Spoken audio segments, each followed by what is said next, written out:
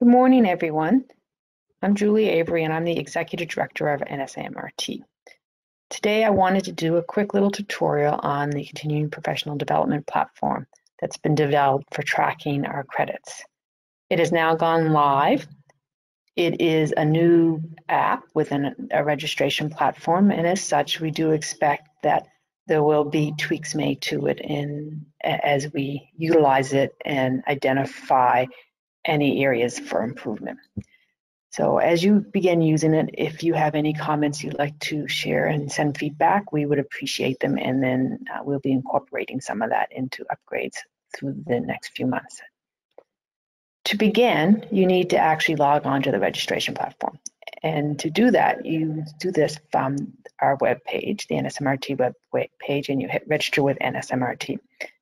And then you simply you hit your login page and you hit login. Mine logs in automatically because I have it set that way. In the new website that will be released after proclamation, instead of it saying register with NSCMIRT, there'll actually be a tab that just says register and login, which is what you will use. Once you come in and log in, you hit your dashboard. And if you come down, you'll see on the left-hand side CPD application. And this is what will come up. When you first come up, it tells you it's in progress, and it tells you the due date. So you have 30 credits that you need to complete, and you need to complete them by this date, which would be October 31st of 2022. As you can currently see, your status comes up, and I've gone in and entered some of my own items, which I'll review and talk to you about as we go through this tutorial. You can see that I have 19 credits in that this accounted for. There's one activity that's pending review. That means I put an activity in that has no specific credits assigned and that the Credentials Committee needs to review. And therefore, those, I have additional credits, but I don't know how many they are. And what percentage is documented? Well, at this point, 0%. That means I provided, while I've entered in 19 credits of activity, I provided no actual proof of those activities. And when I want to complete this, ultimately, this number needs to be 50% or higher. And we'll discuss that a little bit more as we're going through. And you can see some notes that have come up on my credits as well. It's telling me I need 11 more to complete my submission. It's telling me that I need to get that 50% or more of my credits prior to submission. And it's telling me that there is that one activity that the registrar has to review before I can submit my application. We've actually developed 24, which is rather long, but 24 general topics or areas that you can enter CPD under. When you're looking at your CPD activity, don't get too caught up that it's an exact match. One of the examples I can think of is conferences. Any conference that you can relate back to your work in some format is eligible for this. It doesn't have to be an MRT conference. It could be something to do with communications. It can be something to do with IT. It can be AI, artificial intelligence. It can be teaching methods. Basically anything conference you can think of, as long as you can relate it back to your practice in some way and it's meaningful to how you work in some way, it would be eligible. We're going to start off with preceptorship. Preceptorship is where you're preceptoring students. They can, in some cases, you can have them for a whole day, you can have them for an hour here and there, and that all counts because how it's tracked is by number of hours. For 8 hours of preceptorship, you get 1 credit. You're allowed to get a maximum of 15 credits in a year, in a cycle. So over the 2 years, you're allowed to get 15 credits worth. There is no tracking number. You just put your start date and your end date. So for example, if you are having students come through your clinical site for the first semester, and that's September through December. So you might be September 1st, 2020 to December 31st, 2020. That would be your start date and your end date. Your activity summary would simply be, I preceptor students from the nuclear medicine program at the School of Health Sciences, something along that lines, whatever program they're in, and we were preceptoring and what school they're affiliated with. The self-reflection is how can you bring this back to your practice in some way? It doesn't have to be paragraphs long. It can just be a sentence, 2-3 sentences. And for example, with students preceptoring students helps me stay current in emerging practices and theories to make sure that I'm educating students with the most current information out there. Something along that lines. And as far as tracking the hours, so here you have where you will put your documentation in. For this item, tracking hours, the simplest thing probably is for you to keep some type of ledger. And then you just write the student name, date, number of hours you were with them, and have that student initial it. That could be 1 hour, it could be 8 hours, or anything in between. So there is a recognition you're not with a student usually for the entire day, because they float around to different areas within a department. But just write that down, and you keep that for that duration. If your duration is September 1st to December 31st, then you just add your hours for that duration, and that's the number of hours you're going to enter. And then you can take a picture, or you can scan that document with all the hours and the signatures, and you can upload it here, and then save your activity. If you look here, it's not going to let you save an activity. If you have this window open, you need to close it before. So if you have no documentation to add, then you need to close that document window before you can save the activity. Now it's not, I haven't entered anything else, so it's not letting me save at this moment.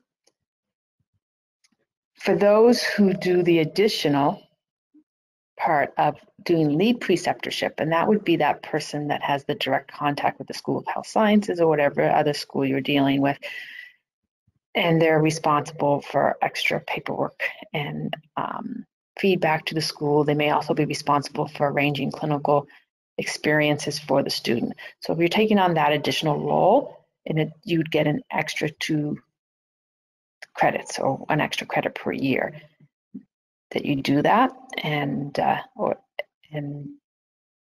be in addition to the credits you get for actually the direct preceptorship. Lab demonstrator, it says for School of Health Sciences.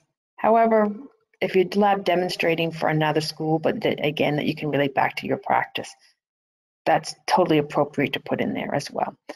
And the evidence for lab demonstrator could be simply a letter from the school, your hire letter, something along that lines that you could upload, right? And again, the same format for everything. Organizing a journal club.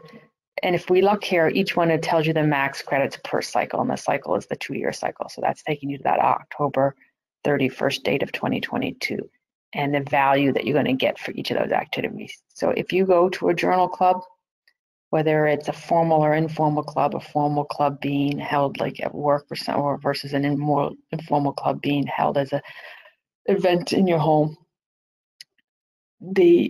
it's worth 2 credits.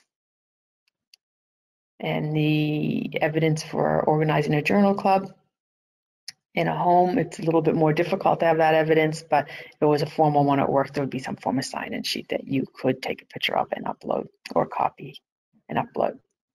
Lunch and learns in a department, that's lunch and learns, medical rounds, anything like that you can have, and you can get a maximum of 10. And again, the sign-in sheet would likely be the most obvious form of evidence for that. In-service training workshops, these would be things like if you were doing extra training for equipment that was coming in, if you went out and did an interactive workshop on some type of skill, anything which is a little different than a conference. So when we're doing a training workshop, you're actually learning a new skill that you're going to bring back to your work in some way or shape or form. Written articles and publications. Now I'm going to go into this one because I've actually logged something here. So you can see in my other ones, there's nothing. They're all 0 credits are logged, but here it shows I have 15 credits logged, and I'll show you what we have. So here's what I've done. It's 15 credits, 1 activity. My start date was June 6th. My end date was September 30th. Here's my activity was just summary is just was a co-author on an iterative review looking at the use of VR in teaching empathy to care providers. My self-reflection, this relates to my practice as it improved my understanding of empathy and its importance to clinical practice. It also highlighted the need to develop more robust methods to measure effectiveness of teaching methods and more seamless inclusion of VR in teaching. Working as the ED of a health regulator, I need to be current to the needs and direction of education of healthcare providers as part of setting educational standards. So that's it. As you see here, there are no documents. I'm going to show you. First of all, I can't edit this. So now that I have entered this, if I wanted to go in and correct, for example, my typo here, with also highlighter instead of highlighted, if I wanted to correct that typo, I'd have to delete this out and retype it. So I do have the option of just deleting the entire activity out and re-entering it. But it doesn't allow me to edit what I have in there. And the reason for that is because during an audit process, we want to know that there has been no changes in the content from when one person in the audit process looks to it to the next person looks at it. So once it's entered, it has to stay. And the only way it can be changed is if you delete it out entirely. There are no documents. You can't change the document you've added. So if there was a document there, I couldn't take it out again unless I deleted the entire content. However, I can add a document for proof. So this has no proof right now, but I want to add my proof. Now, if I actually had the article to upload, that's what I would upload here as evidence. I could just take a copy of the article because it would have the journal it was published in and everything right on it. So we're just going to pretend I have that, and we're going to name the file empathy, VR and empathy in education, something like that. So we're just going to pretend, and if I'm going to upload a file, I can just go in here and I can go, and it'll take JPEGs, PDFs, and Word documents. We're just going to we'll just take this proof of attendance, and we're going to open that, and now save that. And now what you'll see is at the front, I've added that document. So what you'll also see is now my number down here has changed radically. Because it's the authored paper, it's worth 15 credits. So now 15 of my 19 credits have evidence. So I now have 78.9% verified items. So, and I'm over the 50%, so that warning has come off my file. All right, and if we come back down, it's that where we were, that 15 credits. So now when we open it again, you can now see that's there. I can add another document if I want, but I can't take this one away. The next one is peer review in articles. This would be if you are the reviewer of somebody else's article. If you sit on the CMRT edit group, so if you're actually reviewing the articles that are being submitted, that would count. If you sit on one of the Nova Scotia review boards or anything like that, it doesn't. If you're peer reviewing articles for publication, you can put something in there.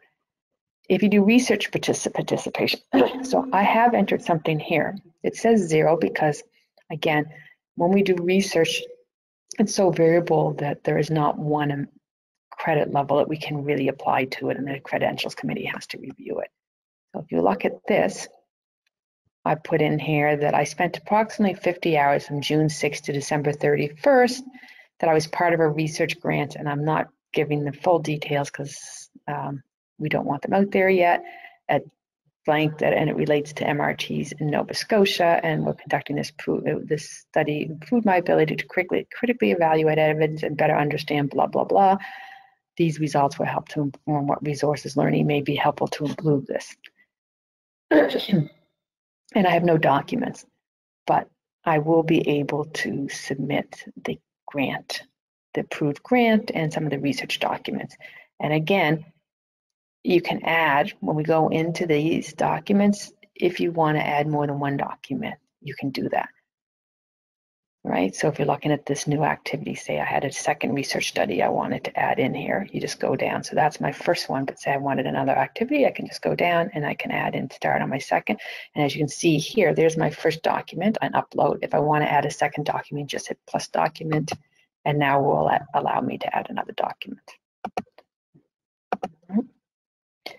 Scientific posters, those are any type of posters that you would have submitted for display at a conference or a virtual conference or whatever have you. If you are a volunteer on a committee for a provincial national association of some form, then that is good for 3 credits per year. This is if you're a committee member. Now, the other thing you want to note here, the cycle is 20 credits per cycle is 20, but it's for groups of the 11, 12, and 13. So it's a total of 20 for 11, 12, and 13. So it's basically you're volunteering on some type of board, and that total would be a maximum of 20 for those 3. If you look, I have, not this one, let me see. Yes, and that would include CMRT, NSCMIRTP, and SS, well, it would be the college by that point. And if there's any other bodies that you would, provincial national bodies that represent Medical Imaging Sonography Canada. The next one would be volunteer on a professional related hospital or work related committee. So we'll add work related committee in there to expand that ideology a little bit. And I've actually entered one in here, and this would be serve as executive member of the Nova Scotia Regulated Health Profession Network. And why? And again, here I have no documents. So I'll have to, if I want this as an evidence-based one, I will need to go and get a document to prove that I was on that. And the simplest thing I would do is get a signed letter from the chair of that committee stating that I was there. And if you chair the committee, you get a little bit more. So this is me being a member, but if you chair that body, then you get more credits. Attending a conference, and here, when you do it, I've added something in here. Attending a conference, you look at the number of hours that you attended lectures for. So the easiest way, rather than saying an all-day conference, is this, because we know a conference can run a day and a half, it can run a 6-hour day, it can run a 10-hour day. So in fairness, what we want you to do is just go to the agenda, look at the agenda and say, how many hours of lectures were scheduled and did I attend? And then just put that number of hours in. So for example, for the upcoming conference, the Atlanta conference, if you go and look at that agenda, there's 6.5 hours of actual lectures scheduled. So you'd put that in. Or in this case, you round to the nearest hour. So you'd round to 7 in that case. Here I put in for 2 hours because I attended 2 lectures. I attended Nicole Jenkins and Tyler Hayden's presentation during the spring education event. Most of you will also be able to put the AGM in, which would then give you 3 hours to count. I cannot put the AGM in is because it's a responsibility of my job. If you actually develop some type of educational activity, then you can put that forth here. For example, I wouldn't be able to count it now, but several years ago, I co-developed the refresher program for a nuclear medicine technologist. I could put that in there, and then I could really just upload the outline or the guidelines for that as proof and evidence of its development. And it doesn't have to be as big and formal as that. If you develop some kind of educational tool that you use at work or something like that, then you can present that for credits as well. If you do a lecture at a conference, or these days, if you do a virtual lecture, then you would put it under lecturers and conference speakers. And exam writing, if you were CMRT or Sonography Canada, you sit on any of the committees related to item writing or exam prep, then you can put that in there. The next one is webinars, podcasts, videos, recorded seminars, lectures, anything that's sort of that you would access on your own and listen to, you can put in here. Now, for evidence that you've done that, these typically are more difficult. Some webinars and courses give out certificates at the end. If they do, then use those and upload those as evidence. Others may have little quizzes that you can do at the end. If they do, then again, you can upload those as evidence, but many of them, they're just not going to have evidence that you've done them, and you can record them, but they'll be part of that 50% that will have no evidence for. Reading a peer-reviewed article, you can upload the article. Completing a quick self-study or course or equivalent. So the CMRT quick self-study course or an equivalent. If you have another little course, it doesn't have to be a CMRT course, but if you have a course that you can complete in a day or so, that would fall underneath there, versus completing a college, university full-length course, which is a semestered course, would fit under here. And again, for these ones, a certificate that you completed it, a mark, something like that would be evidence that you've done that. And right now, this does not exist, but we will be developing a jurisprudence module. And at that time, once you do that jurisprudence module, you'll be able to upload the evidence that you've completed that. That's in essence how the CPD module works. You can see your tracking right here, and really does give you a quick summary of where you're sitting for any values. If you have any other questions, please reach out to us at any time. The easiest way to do that is through our email at info@nsmrt.ca with any questions or suggestions on how this system can be made to be more user-friendly, or if there's anything we missed. We do know, for example, that challenge exams are not on here, and they don't really fit well under any of the categories currently. So we will be looking at how do we apply a value for somebody who wishes to challenge and write an exam, but not actually do the course material and assignments.